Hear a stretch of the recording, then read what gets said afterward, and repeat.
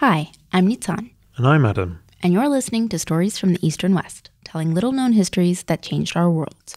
Today's episode is part one of a two-parter about Jerzy Grotowski. It was co-produced with the HowlRound Theatre History Podcast, a show presented by Michael Liga. Michael will present the story together with our producer, Piotr, who ended up traveling all the way to Italy to share with us what he found there.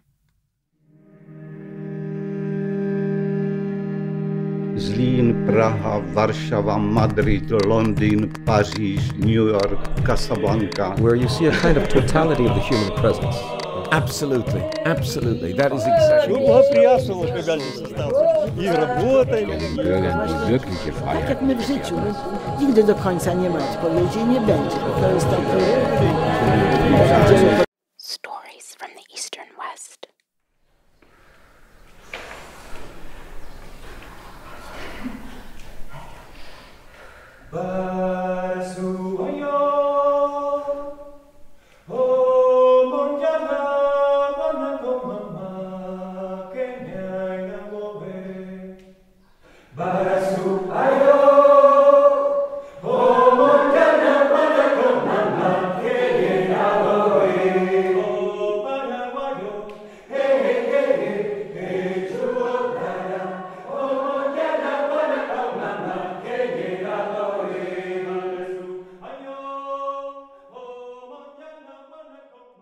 When I was young and I saw his work on film only, I was not able to see his live performances.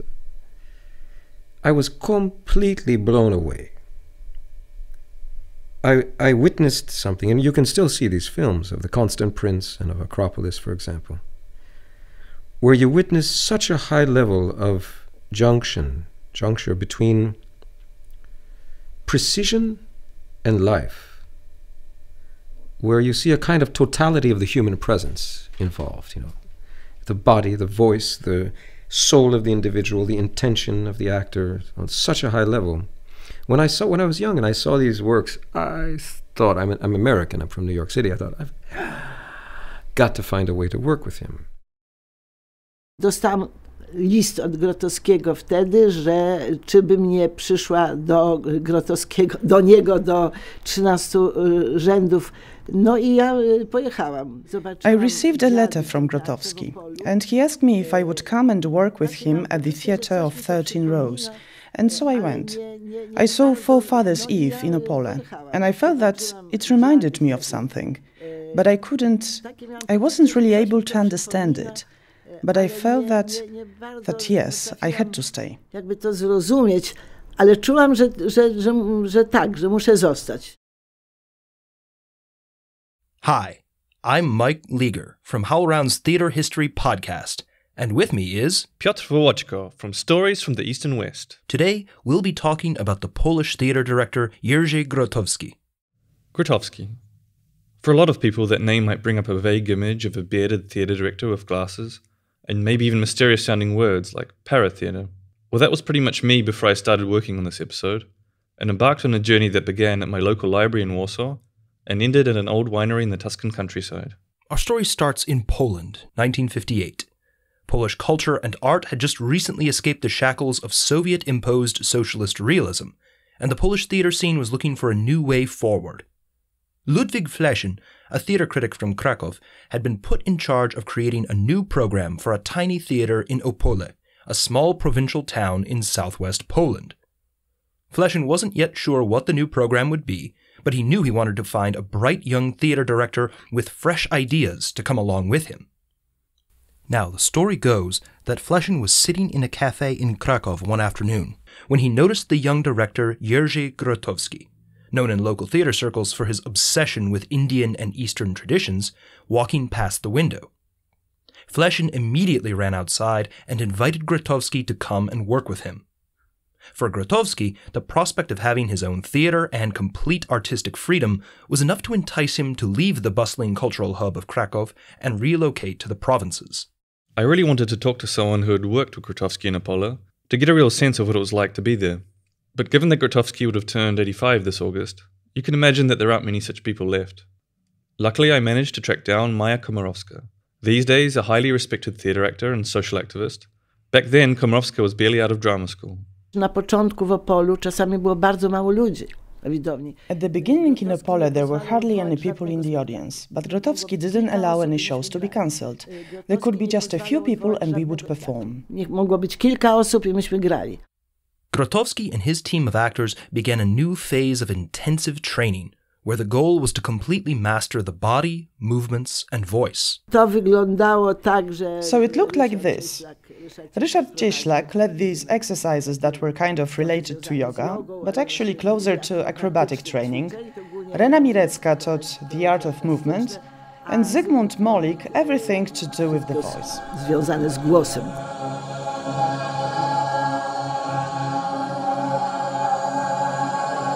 Niektórzy nas nazywali klasztorem. Some people called us a monastery. Well, we were certainly so absorbed in the work that we were in some way. I felt kind of separated from everything. What I mean is that I wasn't, none of us were acting in films. Of course, no television series, no commercials, that was out of the question. But no films either. I talked to Paula Lane, Professor of Theatre and Performance at the University of Kent, and former head of the British Grotowski project. I asked him what all these techniques were used for. Removing psychological blocks, physical blocks, and sometimes you'd use physical tests in the actor training like jumps and leaps and incredibly sophisticated, demanding physically to get people over their fear, to get them not afraid of the challenges that he was throwing at them.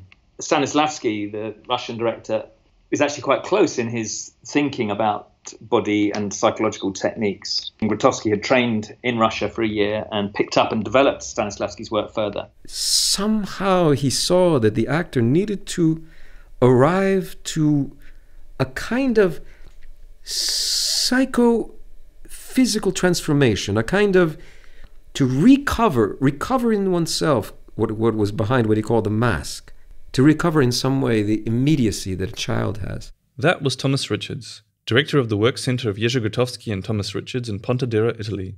Richards was Grotowski's key collaborator for the last 13 years of his life. It was incredible when my son was born. I have a son who is now 9 years old, but when he was born, I remember this moment when we were in the hospital. And in the first contact I had with him after coming out of the womb, I brought my finger close to his foot, but still a few inches away. And his toes, all of the toes, were conscious that my finger was there, even though the child can't see yet. And his toes started to reach out. That was such incredible actorial work. An actor would wish to have that sensitivity, that immediacy. Even without seeing, already from his core he's reacting. And it was that kind of immediacy that he was looking to refine in his actors, right? Something behind the mask. A kind of reintegration needs to take place, and for that they had trainings to refine this immediacy. Myśmy długo pracowali, potem on przychodził I mówił, właśnie to nie wierzę. We would work on something for a long time, and then he would come in and say, I don't believe it. And that was it. We had to start all over again. Or he said, I believe it. Or he said, I don't understand. That was interesting. I don't understand, but I believe it. Meaning that it was going in the right direction. And I think it forced us to really search. We were constantly looking. Okay, not this, so then what? Zmusiło mnie I nas do takiego szukania. Ciągle szukaliśmy. Aha, to nie, no to co? He saw it as a confrontation. It was never for him just that the director's job was to bring the thoughts and notions of the piece onto stage. He even did radical things for the age. He was rewriting classics. He was changing them, cutting them, reshaping them. He changed the relation between the performance and the public, right? The public now was no longer just there anonymous outside of a proscenium looking in on a picture.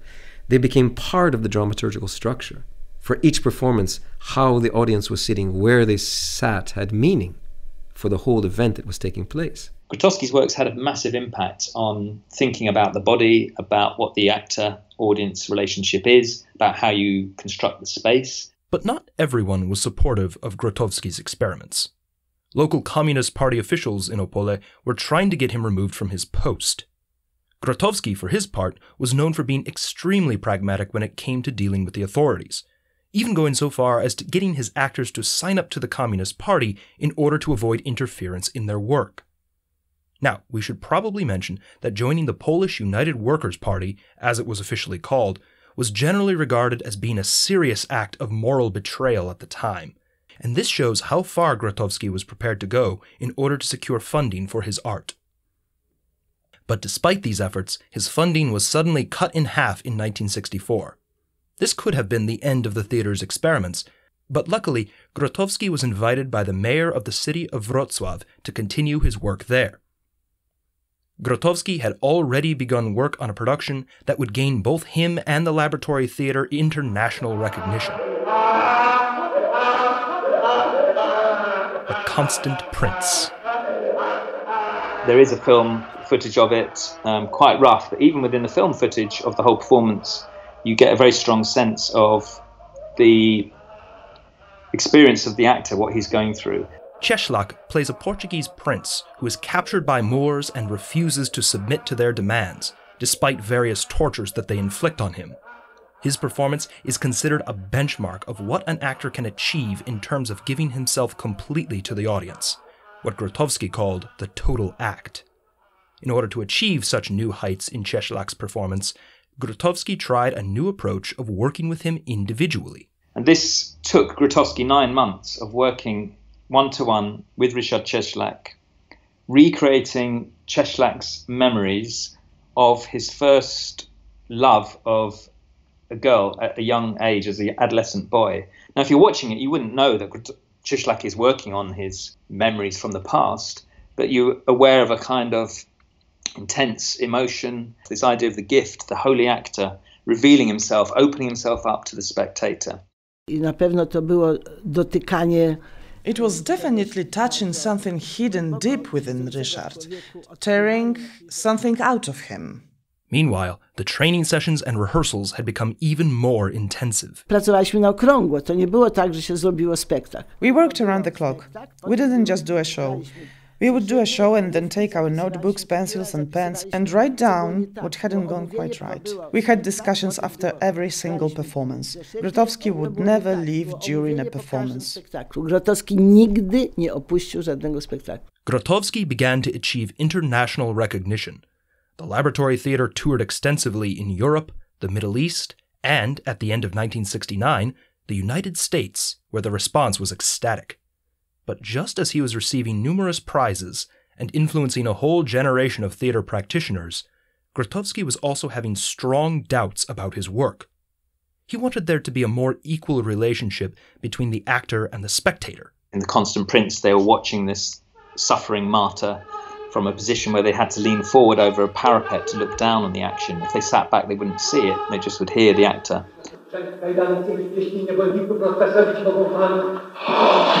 So it's kind of psychological manipulation. So, with his final production, Apocalypsis cum figuris, he got rid of the scenographic elements altogether. Apocalypsis, even more than Constant Prince, was bringing the actors and the audience together in the same space in the empty room. Grotowski was coming to strongly believe that performances should be something that audiences experience together with the actors, rather than just passively watching. But he was beginning to realize how difficult this would be to achieve. How do you find a kind of connection between that commitment that the actor has and bring that into the audience? How do you make the audience find that? He really wanted to explore, having gone to the limit, how do you make everyone active? And the conclusion that Grotowski reached is that he had to get rid of spectators altogether. It was a very natural step because he had been applying what he called a via negativa, right? It's like in theater, we don't need lights. We should get rid of everything we don't need. Everything should just be done by the actors. Finally, he applied it to himself. He asked himself, do I need spectators? And the answer was no.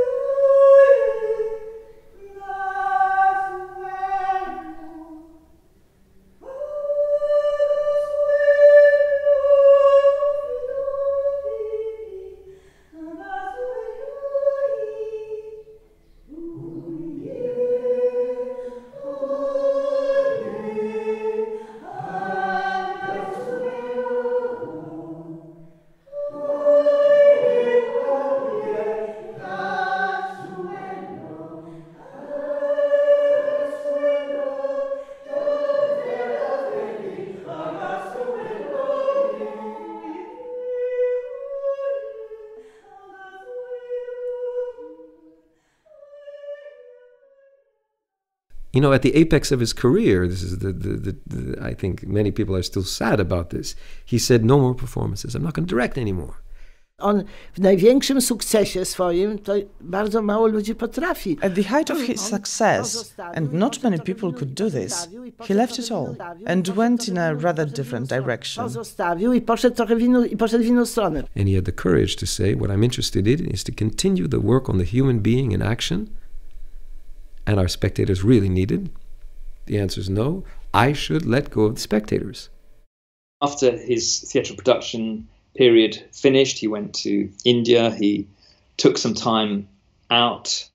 He clearly went through a transformation when he went to India, and his physical appearance changed from rather portly figure with black, dark sunglasses to this thin hippie with clear glasses. Zawsze chodził w takim czarnym garniturze. He always walked around in a black suit and hat, carrying a black briefcase. He looked just like a diplomat. And then he was skinny. You can see it in the photos. He was a completely different man, physically different. And then he entered into this enormous journey, paratheater, this work with people in nature, where fundamental human contact, direct, immediate, could happen. Ja już wtedy nie byłam. I to już był inny teatr. I wasn't there by this point, but this was a different kind of theatre. It was a transition to this completely different world, as if touching life itself.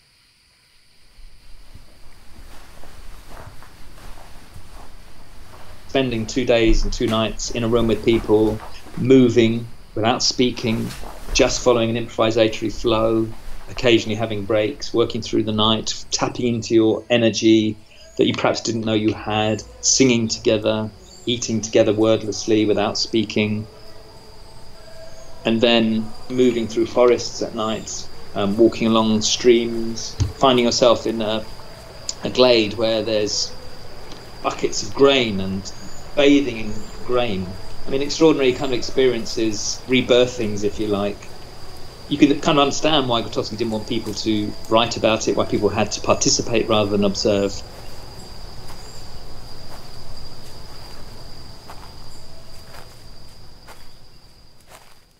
After that period came Theatre of Sources period, where he started to research inside different ritual traditions in Haiti, in the Caribbean islands, in Mexico, in India, in Africa, for example, looking for some common denominators, some sort of tools, performative tools, be it a song or a way of moving or a way of dancing, designed to have a specific impact on the human being who practiced, who used that tool.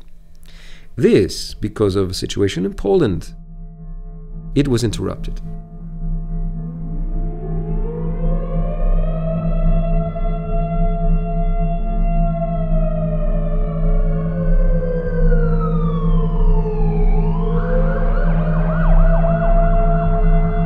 Obywatelki i obywatele, wielki jest ciężar odpowiedzialności.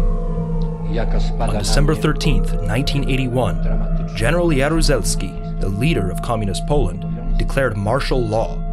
This entailed mass arrests of opposition activists, severe censorship, curfews, and the end of civil rights. It had a devastating effect on Polish cultural and artistic life. Grotowski was pretty much convinced that he would be arrested and that the laboratory theater would be shut down. There was no way he could continue inviting international guests to work with him. Poland was basically under a military dictatorship. Grotowski knew that his games with the regime were over.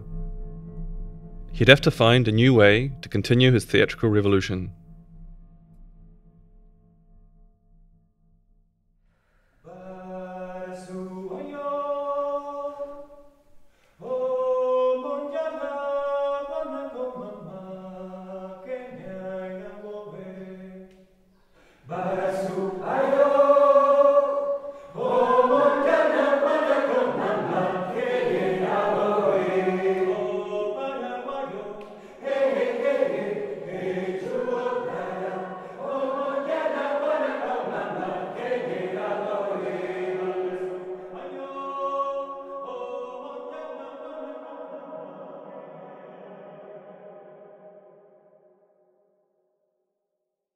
To find out what happened next, you'll have to listen to episode 2. So please check back here in 2 weeks' time. This episode of Stories from the East and West was hosted by Nitzan Reisner and me, Adam Żuławski, and co-presented by Michael Liga and Piotr Wołoczko. It was written and produced by Piotr, edited by me, and scored by Wojtek Olekshak. It was the first part of a special two-parter produced by Culture.pl in collaboration with HowlRound's Theatre History podcast. If theatre and history are your thing, then be sure to check out HowlRound's Theatre History podcast wherever you get your podcasts. We'd also like to thank Maja Komorowska, Paul Elaine, and Thomas and Cecile Richards for making this episode possible. If you want to see notes from this episode, tap the show art in your app or go to sftew.com. There you can find out more about Jerzy Grotowski and his work. And if you liked our show, Adam? Tell somebody about it. Simple. I don't know, that's the same thing that people should do. Tell people. Makes sense. Yeah. And remember, part 2 of this episode drops in 2 weeks' time. So make sure you check our feed. See you then.